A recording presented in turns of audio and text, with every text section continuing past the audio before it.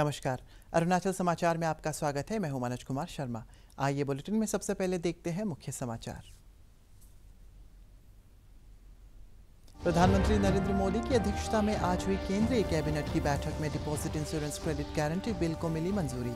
Deposit insurance credit guarantee bill संसद में पारित होने के बाद सभी प्रकार के बैंकों में 5 लाख रुपए तक की सभी प्रकार की जमा राशि का सुनिश्चित होगा बीमा।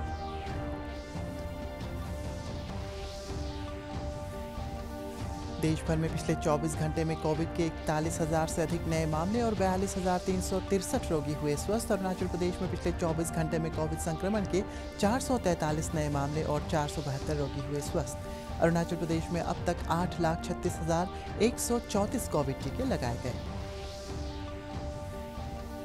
बसवराज बोम्मई ने कर्नाटक के नए मुख्यमंत्री के तौर पर शपथ ली। कर्नाटक के राज्यपाल थावर चंद गहलोत ने राजभवन में बसवराज बोम्मई को प्रदेश के नए मुख्यमंत्री के रूप में दिलाई पद और गोपनीयता की शपथ।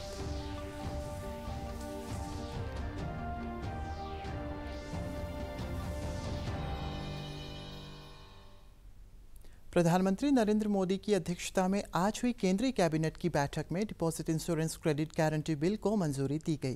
केंद्रीय वित्त मंत्री निर्मला सीतारमण ने कैबिनेट के फैसलों के बारे में पत्रकारों को जानकारी देते हुए deposit insurance credit guarantee bill संसद में पारित होने के बाद सभी प्रकार के बैंकों में 5 लाख रुपए तक की सभी प्रकार की जमा राशि का बीमा सुनिश्चित होगा।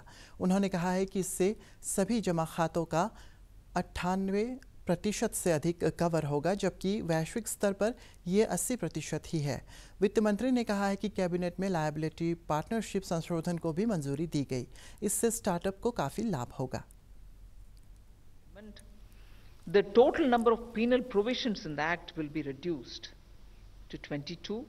Number of compoundable offences will be only 7. Number of non-compoundable offences will be only 3. And number of defaults to be dealt under IAMs will be only 12, and number of penal provisions which will get omitted will be, one of them will get completely omitted, and therefore alternative framework will also be dealing with one of them. So a total of 12 offences are to be decriminalized for LLPs, and then 3 sections are totally to be omitted. Of which one is of course getting decriminalized also. Therefore, this set of amendments are one bringing for the LLPs an equal play field compared with the corporates, large corporates which come under the Companies Act. So somewhere between the large companies which are very केंद्रीय सूचना एवं प्रसारण मंत्री अनुराग ठाकुर ने संसद में monsoon सत्र में लगातार हंगामे को लेकर विपक्षी दलों को घेरा है। बुधवार को भी संसद के दोनों सदनों में हंगामा होता रहा। इस पर अनुराग ठाकुर ने कहा है कि जनता को संसद पत्र का इंतजार रहता है ताकि उनके मुद्दे संसद में उठे। आज 18 प्रश्नों के उत्तर दिए गए। कांग्रेस और टीएमसी के सांसदों ने हंगामा किया और सदन की मर्यादा भंग की। दरअसल संसद का मानसून सत्र 19 जुलाई से शुरू हुआ था, लेकिन अभी तक एक भी दिन संसद का कामकाज सुचारू रूप से नहीं चल सका है। विपक्ष लगातार पेगासस जासूसी मुद्दे, महंगाई और किसान आंदोलन पर सरकार के खिलाफ नारेबाजी कर रहा है और कामकाज रोककर तुरंत चर्चा की मांग कर रहा है। की जाए उतनी कम है। कभी स्पीकर महोदय पर कागज फेंकना, कभी मंत्रीगण के ऊपर कागज फेंकना, कभी तख्ती आगे लेकर आना, तो अब तो पत्रकार गैलरी तक भी कागजों को फेंकना, और जो अधिकारी वहां पर बैठे हैं उनके ऊपर चढ़ चढ़कर उनको दबाना, कागज फेंकना, ये अपने आप में दुनिया के सबसे बड़े लोकतंत्र को शर्मसार करने की घटनाएं हैं। जब माननीय प्रधान देश भर में पिछले 24 घंटे में कोविड के 41,000 से अधिक नए मामले दर्ज किए गए और 42,363 रोगी स्वस्थ हुए। इस दौरान कोविड से कुल 640 रोगियों की मौत हो गई। केंद्रीय स्वास्थ्य मंत्रालय के अनुसार इस समय देश में कोविड के कुल 3,99,000 सक्रिय मामले हैं और रिकवरी दर बढ़कर 97.39% हो गई है। भारतीय आयुर्विज्ञान अनुसंधान परिषद ICMR के अनुसार अब तक देश में 44 करोड़ 61 लाख से अधिक कोविड टीके लगाए जा चुके हैं।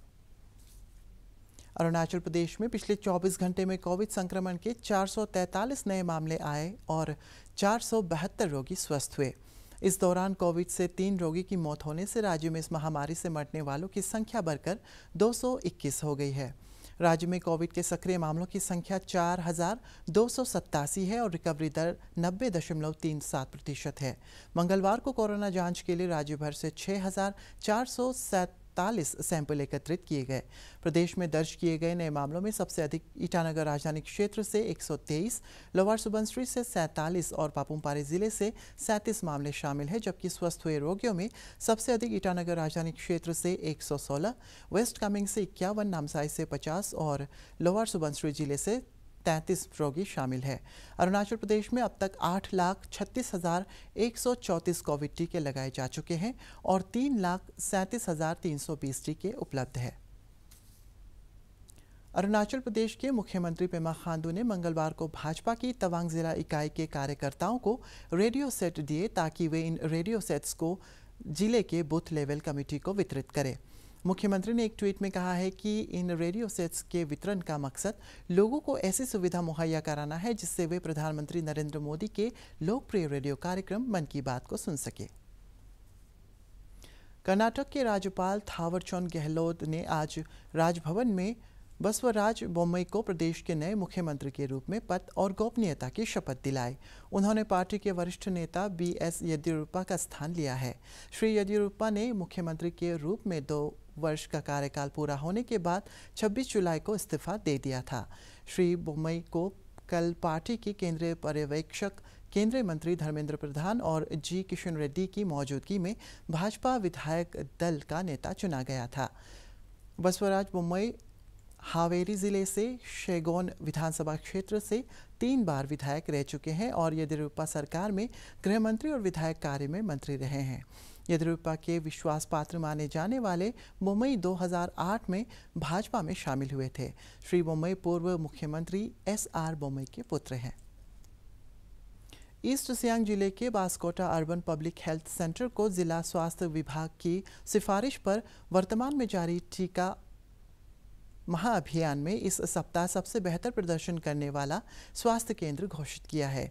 जिला स्वास्थ्य विभाग की तरफ से जारी एक विज्ञप्ति में बताया गया है कि बास्कोटा UPHC में अब तक 12,194 वैक्सीन डोज लगाई जा चुकी है। ईस्ट सियांग के प्रभारी जिला उपायुक्त ताद्दो बोरांग ने बास्कोटा UPHC के प्रभारी मेडिकल अधिकारी डॉक्टर यू परमे को सबसे बेहतर प्रदर्शन करने वाले स्वास्थ्य केंद्र का प्रमाण पत्र सौंपा है। इस अवसर पर जिला स्वास्थ्य अधिकारी डॉक्टर कालिंग दाय, DRCHO डॉक्टर टी गांव सहित कई अन्य अधिकारी मौजूद थे। सीमा संबंधी विवाद को लेकर बीते सोमवार को असम और मिजोरम सीमा पर भड़की हिंसा के बाद इलाके में स्थिति तनावपूर्ण लेकिन नियंत्रण में बनी हुई है। असम के कछार जिले की पुलिस अधीक्षक रमनदीप कौर ने न्यूज़ एजेंसी ANI से बातचीत में कहा है कि इलाके में स्थिति सामान्य है और एक न्यूट्रल फोर्स के तौर पर central reserve police force CRPF Assam Mizoram सीमा पर तैनात है। उन्होंने कहा है कि पूरे मामले को सुलझाने के लिए सीनियर लेवल पर बातचीत चल रही है। सीनियर लेवल सिचुएशन अभी नॉर्मल है। CRPF as a neutral force border पे डिप्लॉयड है। Assam Mizoram border respectively force respectively अपने अपने एरिया में है। As I told you there are senior level talks going on and it's a conflict zone, that's why कोई further movement उस zone में नहीं। अभी only the residents who are of that area they are to move, no one else is to move in that area. My message is to remain calm, to have trust in police and to have trust in Assam government. Will have a resolution very soon. Uttar Pradesh के बाराबंकी जिले में भीषण सड़क हादसे में 18 लोगों की मौत हो गई और 1 दर्जन से अधिक लोग घायल हो गए। ये दुर्घटना जिले के सेनेही घाट क्षेत्र में लखनऊ अयोध्या राजमार्ग पर तड़के उस समय हुई जब तेज रफ्तार से ट्रक दहाड़ी मजदूरों को लेकर जा रही यात्री बस से टकरा गया। हादसा इतना भीषण था कि कई यात्री बस में फंस गए। पुलिस और प्रशासनिक अधिकारियों ने मौके पर पहुंचकर बचाव कार्य शुरू कर दिया। अतिरिक्त पुलिस महानिदेशक सत्यनारायण सबद भी लखनऊ से उस मौके पर पहुंचे। घायलों को लखनऊ के अलग अलग अस्पतालों में भर्ती कराया गया है। मरने वालों में ज्यादातर बिहार के लोग थे जो हरियाणा से लौट रहे थे। मुख्यमंत्री योगी आदित्यनाथ ने इस भीषण दुर्घटना पर दुख व्यक्त किया है और अधिकारियों से घायलों को हर संभव सहायता प्रदान करने को कहा है। जनपद बाराबंकी रामसनई घाट में हाईवे पर एक दुखद घटना हुई सीतामढ़ी, सहरसा आदि जनपद के लोग थे, बिहार के। ये पंजाब या हरियाणा में जहाँ काम करते हैं वहाँ से ये वापस जा रहे थे। पीछे से एक ट्रक आकर इस बस के साथ जब एक्सीडेंट कर लिया, जिसमें बस इनके ऊपर चढ़ गया और उसके लिए बहुत काफ़ी संख्या में लोगों की कैजुअल्टी हुई, लोग इंजर्ड हुए। इस दुखद घटना के बाद जिला प्रशासन और पुलिस सक्रिय होकर हम लोग सभी प्रयास कर रहे हैं कि इनको सही चिकित्सा की सुविधा मिल जाए। भाजपा के राष्ट्रीय अध्यक्ष जेपी नड्डा ने आज राष्ट्रीय स्वास्थ्य स्वयंसेवक अभियान में हिस्सा लिया और भाजपा मुख्यालय से राष्ट्रीय स्वास्थ्य स्वयंसेवक अभियान की शुरुआत की। इस दौरान भाजपा के राष्ट्रीय अध्यक्ष जेपी नड्डा ने कहा है कि प्रधानमंत्री नरेंद्र मोदी के नेतृत्व में भारत में जो कोरोना के खिलाफ लड़ाई लड़ी है वो दुनिया में मिसाल बनी है। दुनिया के बड़े बड़े देश जिनकी स्वास्थ्य सेवाएं अच्छी थी वे भी अपने आप को कोरोना के सामने असहाय महसूस करते देखे गए। कोरोना महामारी में भाजपा के एक एक कार्यकर्ता सेवा ही संगठन अभियान में अपनी जान को जोखिम में डालकर करोड़ों लोगों की सेवा करने में जुटा रहा। उन्होंने कहा है कि भाजपा सिर्फ चुनाव लड़ने वाली मशीन नहीं, भाजपा का आयाम बहुत बड़ा है। भाजपा मानवता की सेवा के लिए काम कर रही है। आज जो राष्ट्रीय स्वास्थ्य स्वयंसेवक अभियान शुरू किया गया है ये दुनिया का सबसे बड़ा स्वास्थ्य कार्यक्रम बनेगा। राष्ट्रीय स्वास्थ्य स्वयंसेवक अभियान के अंतर्गत 2 लाख गांवों तक पहुंचने का लक्ष्य रखा गया है। अभियान के अंतर्गत 4 लाख स्वास्थ्य स्वयंसेवक सम्मिलित होंगे। उन्होंने कहा है कि मुझे खुशी है कि आज ही 48,000 से ज़्यादा लोग रजिस्ट्रेशन कराकर इस अभियान से जुड़ चुके हैं। ये जो आज हम राष्ट्रीय स्वास्थ्य स्वयंसेवक अभियान चला रहे हैं, देखिए ये दुनिया का सबसे बड़ा कार्यक्रम बनेगा। सेवा ही संगठन दुनिया का सबसे बड़ा सेवा कार्य हुआ है। पिछले साल 20 अप्रैल था जब पहली टास्क फोर्स बनाई गई कि भारत में वैक्सीन बनेगी कोरोना की, उसकी शुरुआत की गई। एक टास्क फोर्स बनाया गया, उद्यमियों को बुलाया गया, साइंटिस्ट को बुलाया गया, दोनों का मेल कराया गया। भारत सरकार ने आर्थिक रूप से समर्थन देने का तैयारी की और वैक्सीन के लिए काम शुरू हुआ। और आपको जानकर के खुशी होगी कि 9 महीने के अंदर भारत पहली बार एक नहीं 2 वैक्सीन बना करके तैयार हुआ है। ये हमको समझ में आता है। आज विश्व हेपेटाइटिस दिवस है। हेपेटाइटिस एक ऐसा रोग है जिसका संक्रमण होने पर व्यक्ति के स्वास्थ्य पर गंभीर असर पड़ता है। हेपेटाइटिस से कैसे बचाव हो सकता है और क्या सावधानियां बरतनी चाहिए, इस पर पेश है रिपोर्ट। हेपेटाइटिस वायरस से होने वाला रोग है। हेपेटाइटिस के विषय में जागरूकता बढ़ाने के उद्देश्य से हर वर्ष 28 जुलाई को मनाया जाता है विश्व हेपेटाइटिस दिवस। हेपेटाइटिस रोग जिगर को प्रभावित करता है। रोग बढ़ने पर सिरोसिस, लिवर कैंसर और जिगर के फेल होने की स्थिति उत्पन्न हो सकती है। आज विश्व हेपेटाइटिस दिवस है। जो हेपेटाइटिस ए और ई होती है वो इतनी खतरनाक नहीं होती। वो 4 से 6 हफ्तों के अंतराल में आपको, अगर आप प्रिकॉशंस रखेंगे तो अपने आप ठीक हो जाती है। लेकिन जो हेपेटाइटिस बी एंड सी है वो आपको क्रॉनिक मतलब लंबे समय तक रह सकती है और उनसे आपको लिवर की बीमारियां जैसे लिवर सिरोसिस और लिवर का कैंसर जिसे हेपेटोसेलुलर कार्सिनोमा कहते हैं वो हो सकता है।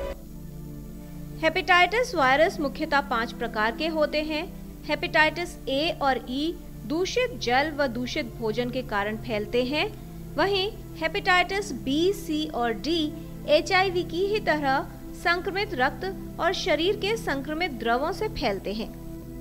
हेपेटाइटिस ए और ई से बचाव के लिए जरूरी है कि खाना बनाने व खाने से पहले हाथ धोएं, स्वच्छ व ताज़ा पका भोजन ही खाएं, बाजार के कटे फल, सब्जियां और सलाद न खाएं, पानी को उबाल कर पिए, शौच के बाद हाथों को अच्छी तरह स्वच्छ पानी व साबुन से धोएं।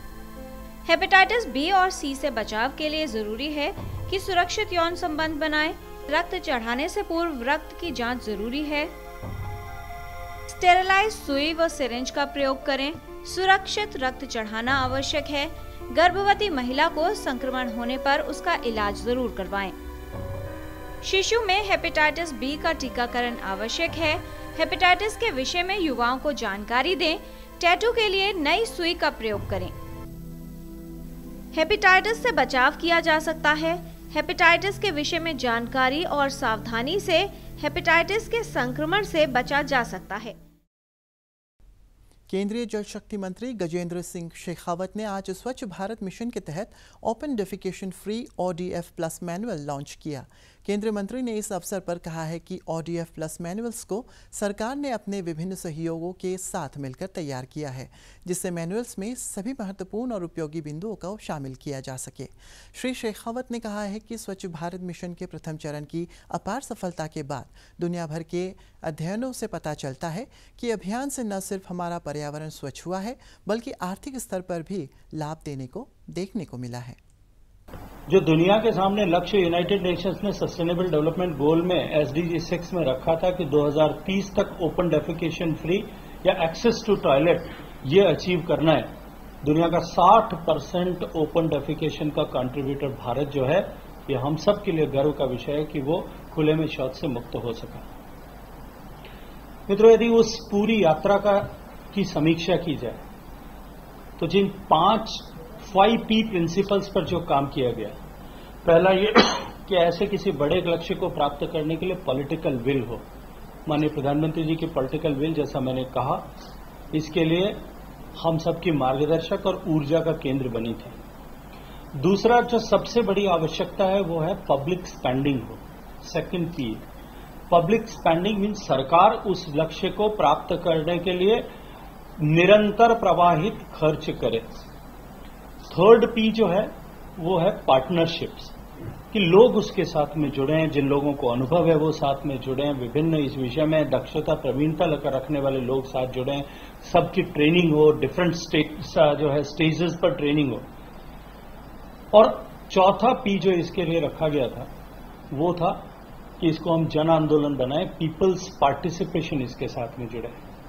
जैसा मैंने कहा, हर एक स्तर पर प्रधानमंत्री से लेकर के सामान्य छोटे छोटे गांवों में स्कूल में पढ़ने वाले विद्यार्थियों तक ने ओपन डेफिकेशन को समाप्त करने के इस कार्यक्रम में अपनी महत्वपूर्ण भूमिका निभाई। अरुणाचल समाचार के आज के अंक में इतना ही। जाने से पहले आप सभी से अनुरोध है कि कोविड-19 के दिशा निर्देशों का पालन करें, हमेशा मास्क लगाएं, बार बार हाथ धोएं और सोशल डिस्टेंसिंग के नियमों को मानें। कोरोना महामारी से बचाव के लिए आपका वैक्सीन लगवाना भी ज़रूरी है। अगर आप वैक्सीन लगवाने के पात्र हैं तो ज़रूर लगवाएं। हम कल फिर हाजिर होंगे अरुणाचल और देश और दुनिया की खबरों के साथ। चलते चलते आपको बता दें कि आप अरुणाचल समाचार हमारे YouTube channel DD news Arunachal पर भी देख सकते हैं। देखते रहिए अरुण प्रभा। नमस्कार।